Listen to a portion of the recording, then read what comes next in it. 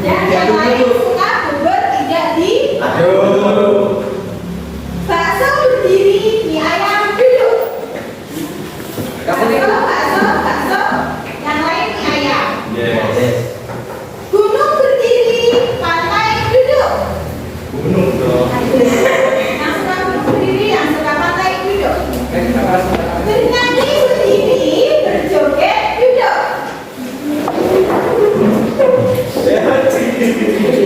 Berdiri, joget. Mendengarkan lagu berdiri, nonton film duduk. Dua-duanya maksudnya. Pesta berdiri, CPR duduk.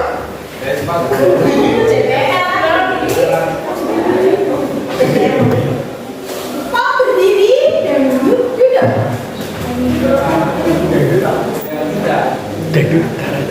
Lurus berdiri, ingkar duduk.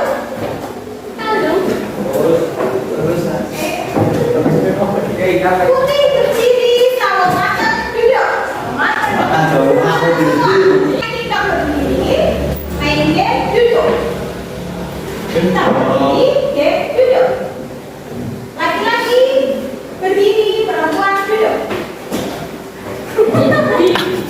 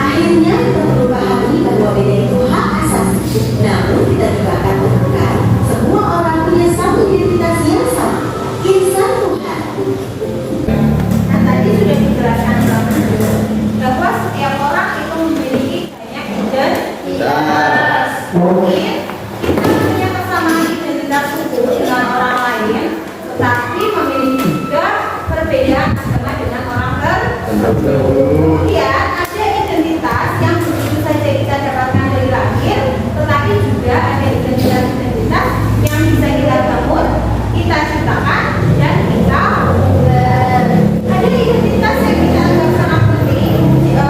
Bahkan ketika ada seseorang yang merendahkan identitas kita akan sangat merasa tersinggung.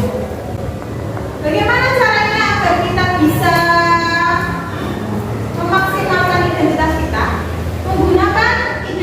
Menggunakan standar diri sendiri. Setiap individu itu dilahirkan dengan keunikan masing-masing. Tidak ada individu satu yang sama dengan individu yang lain. Kita punya sidik jari. Di belahan dunia, jadi sidik jari kita berbeda dengan sidik jari dari orang. Ini tidak ada ya sebenarnya sama dengan orang. Itulah kenapa individu disebut sebagai makhluk yang unik. Kemudian standar-standar umum itu tidak bisa kita jadikan patokan untuk mengukur diri sendiri. Misalnya standar cantik itu menurut iklan adalah orang-orang yang berkulit putih, sehingga kemudian kita termakan iklan, kita membeli produk-produk iklan tersebut. Bagaimana caranya kita yang sawo makan menjadi kulitnya putih, misalnya seperti itu adalah standar-standar yang diciptakan oleh industri. Kemudian gunakan standar diri sendiri. Standar itu berbeda-beda di setiap tempat dan waktu. Nah, sekarang kita simak lagi video mengenai standar diri sendiri. Yuni, seorang siswi di sebuah SMA, berasal dari keluarga sederhana. Tapi karena ingin dihormati dan diterima, Yuni mengaku sebagai anak orang kaya. Gaya besar dan bicaranya diatur sedemikian rupa. Tapi diam-diam teman-temannya tak percaya. Mereka mencari tahu kondisi Yuni yang sebenarnya. Di akhirnya Yuni ketahuan identitas aslinya. Karena malu, akhirnya Yuni tak pernah lagi muncul di sekolahnya. Kisah Yuni ini kisah nyata. Kita bisa temui di lingkungan remaja. Rata-rata siswa hari ini merasa minder karena tidak memiliki apa yang orang lain miliki, baik itu fisik, prestasi, maupun sifat khusus. Menurut hasil SGD kami dengan para guru di 4 sekolah yang ada di Jawa Barat, bahwa dari 1 dari 4 siswa merasa minder karena fisik, dan 1 dari 5 siswa merasa minder karena tidak punya prestasi seperti orang lain. Hasil survei online kami terhadap remaja menunjukkan mereka tak mau menerima diri agar diterima dan dihargai. Bukannya sibuk menemukan dan mengenali potensi diri, mereka malah sibuk mengejar standar umum. Orang yang berkulit gelap sibuk memutihkan kulitnya karena iklan membuat standar kecantikan itu identik dengan kulit cerah. Yang keriting meluruskan rambutnya karena standar umum wanita anggun adalah berambut lurus terurai. Jika kita sibuk mengejar standar itu, coba pikirkan beberapa hal ini. 1. Setiap orang itu unik, gak mungkin ada satu standar yang cocok untuk semua. Setiap orang bisa punya standarnya masing-masing. Kalau standar orang ganteng itu mancung dan tinggi, lalu bagaimana dengan orang yang pesek dan pendek? 2. Standar itu diciptakan oleh iklan, industri, sinetron, atau budaya. Orang yang gagal membuat standar buat dirinya bakal jadi sasaran empuk buat para pencipta standar. Mereka lah yang bakal jadi korban iklan dan pengaruh lingkungan. 3. Standar itu relatif. Beda tempat, beda standar. Di Mauritania, sebuah negara di wilayah Maghreb di Afrika Utara Barat, misalnya orang yang cantik adalah orang yang berbadan subur. Di Jepang yang dianggap cantik itu yang giginya gingsel. Beda waktu bisa beda standarnya. Coba perhatikan fashion dari masa ke masa. Apakah standar tren itu sama? Misalkan saja tahun 80-an, pria yang dianggap ganteng itu berkumis tebal. Apakah saat ini masih berlaku? Tapi kalau yang sifatnya nilai moral itu universal. Sikap jujur di mana-mana dari dulu sampai nanti tetap dianggap baik dan keren. Jadi daripada mengejar cantik fisik, mending membangun inner beauty. Gak usah habisin waktu apalagi sampai menipu diri untuk terlihat sesuai standar fisik yang umum. Gak usah minder kelihatan di bawah orang lain atau sombong karena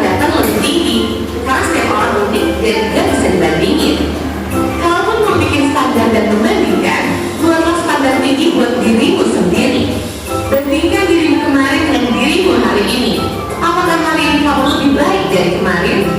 Terus dorong dirimu sampai memenuhi standar best version of yourself. Ingat, kamu dilahirkan original. Kenapa harus mati sebagai kopian orang lain?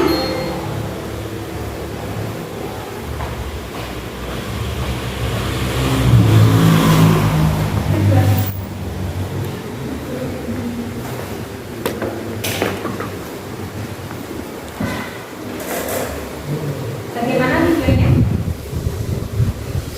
Ya, dapat pencerahan dari sini. Kita dilahirkan original, kenapa harus mati dengan menjadi kopian orang lain? Standar itu berbeda dari waktu ke waktu, berbeda dari tempat satu ke tempat yang lain. Standar cantik ini di Afrika Utara. Standar cantik adalah ketika perempuan berbadan di Jepang. Standar cantik adalah ketika perempuan tingginya dingsur. Kemudian standar ganteng di masa 80-an, standar ganteng itu ketika laki-laki berkumis. Tahun 90-an standar ganteng adalah ketika laki-laki berambut. Rambutnya bagaimana? Gelap, lemah. Artinya berbeda dari waktu ke waktu. Berbeda dari tempat satu ke tempat yang lain. Yang universal, yang sifatnya universal itu apa? Adalah kebaikan moral. Jadi daripada kita bersibuk-sibuk mengubah standar fisik kita agar sama dengan orang lain, lebih baik kita membangun inner beauty. Potensi apa yang sudah ada dalam diri kita itu ditingkatkan. Bagaimana caranya agar kita bisa menciptakan standar sendiri? Yang pertama adalah kita harus puas kasih pada diri sendiri. Proses itu bagaimana? Apakah kemudian kita merasa bahwa ibu saya sudah bagus sekali, kulit saya putih, saya cantik, terus kamu mengagumi diri sendiri secara berlebihan, masa setiap hari di jam-jam pelajaran selalu merasa bahwa aku ini cantik. Apakah seperti itu? Itu namanya apa? Nasi. Apakah kita harus mengasihani diri sendiri secara berlebihan? Tidak. Namanya self. Puas kasih pada diri sendiri, ini kita berlatih untuk mencintai diri sendiri. Caranya bagaimana? Kebaikan diri, kesadaran penuh, dan keterhubungan. Itu yang perlu kita lakukan. Nah, sekarang kita membuat tindakan konkret. Yang kita lakukan adalah mencintai diri sendiri. Bagaimana caranya? Hari ini kan kalian sudah melaksanakan kegiatan dari pagi sampai jam ini, nanti pulang ke rumah. Apakah kalian sampai? Pernah nggak berterima kasih dengan dirimu sendiri? Nanti ketika mau tidur, kamu ngomong dengan dirimu sendiri. Diriku, terima kasih ya, hari ini aku telah melaksanakan tugas-tugas yang baik. Bangun pagi-pagi berangkat sekolah, di sekolah sudah capek. Terima kasih ya hari ini atas kerjasamanya. Jangan lupa ucapkan terima kasih pada diri sendiri. Kalian juga bisa mengucapkan terima kasih dengan orang-orang di sekitarmu, dengan orang tua. Saya dulu ketika menjadi anak, saya jarang mengucapkan terima kasih pada orang tua karena saya rasanya orang tua saya dikasih ya dikasih sama orang tua. Jarang mengucapkan terima kasih. Ternyata setelah saya punya anak, saya ke pasar, saya bawakan jajan untuk anak saya. Saya namanya Nata. Kak, Anda bawa jajan? Dia langsung ngomong gini, makasih ya Anda, aku senang banget. Dan saya sebagai orang tua, dikatai seperti itu oleh anaknya itu sangat luar biasa sekali. Jadi nanti kalian berterima kasih kepada orang tua. Kemudian kepada kakak-kakakmu atau adikmu juga jangan lupa ucapkan terima kasih. Sudah pernah mengucapkan terima kasih dengan teman sebangku? Makasih ya sudah pernah jadi temanku, sudah menjadi temanku. Ada? Nah sekarang saya minta kalian saling mengucapkan terima kasih dengan teman sebangku. Ada?